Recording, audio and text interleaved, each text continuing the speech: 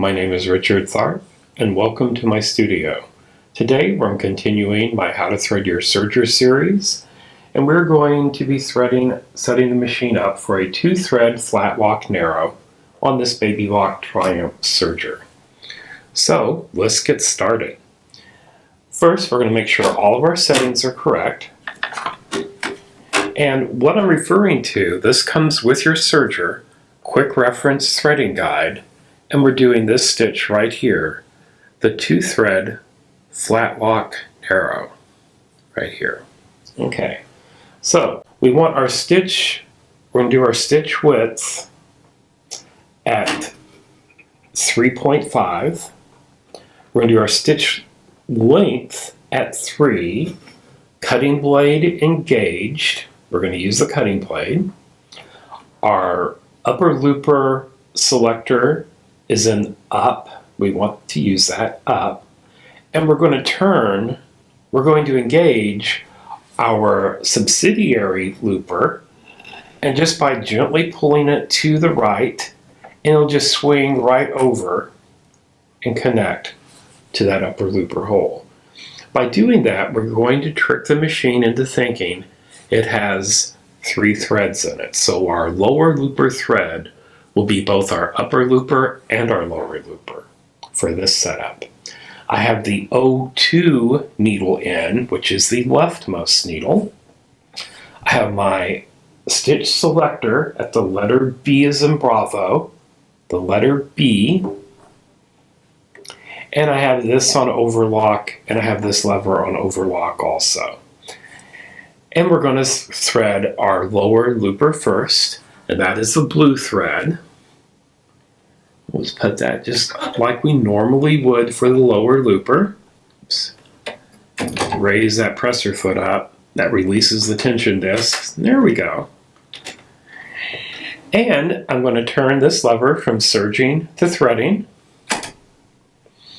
And I'm going to slowly turn the hand wheel towards me, and we're going to listen for these air tubes to close. You'll hear a loud click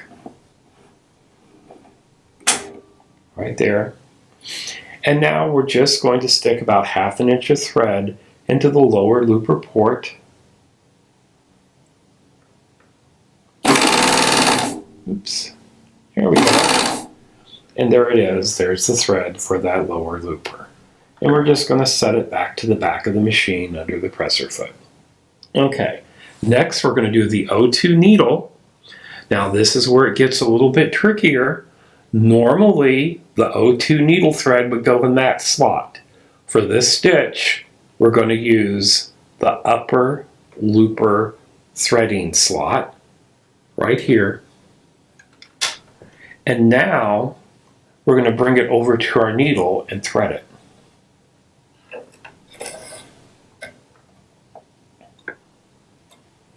When you're learning these stitches, it's great to color code your thread to the threading chart, and that it really makes it easier to follow along that way, and you can see where those threads actually end up in the stitch. Now I'm going to lower my threading port down for my needle, and when I press the button, I'm just going to hold the end of the thread in front of the eye of the needle.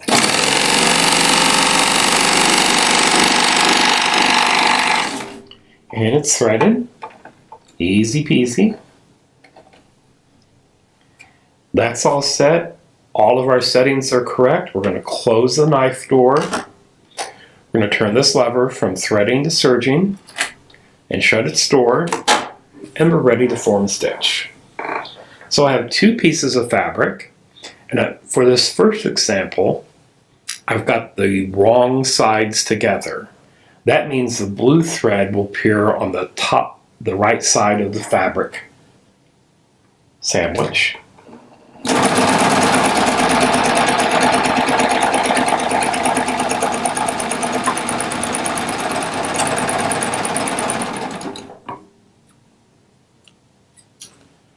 And I'm going to trim off the trail ends. And we'll bring the other camera over so we can get a closer look. Now you'll notice there's that blue thread, which is the lower looper. It's on top. On the back of it, you see a lot of, it looks like our lower looper is green, but that's actually the needle thread. Okay? So when we open it up,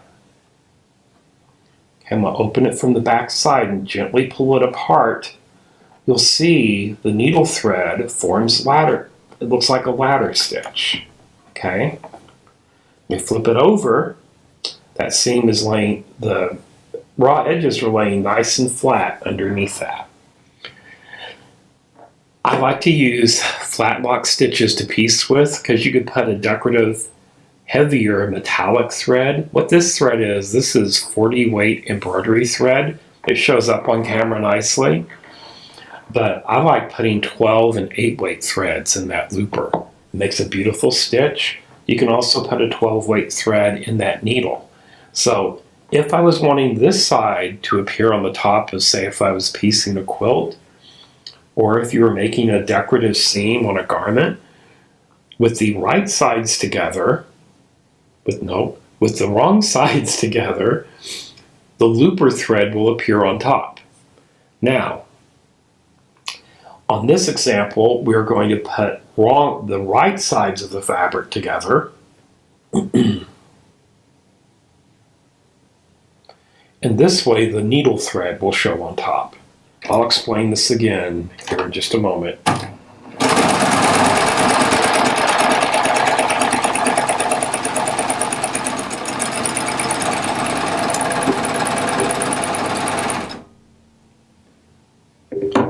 So, once again, just like before, it would look exactly the same. I didn't change any settings. All I've done is change how I layer the fabric together. The blue is the looper thread, the green is the needle thread. When I pull that open, now this time, notice, for this, right sides are together. When I pull it open, my needle thread will appear on top. It looks like it almost looks like it was hand sewn with ladder stitches. Check that out. Pretty cool, right? So on the opposite of that coin, here's the first piece we did. So right sides together, needle thread shows. Wrong sides together, looper thread shows on top. It's a wonderful stitch to play with. I hope you enjoy it. If you like this video, please like and subscribe. And be sure to hit the notification tab down below. That way you'll be notified when I upload a new video.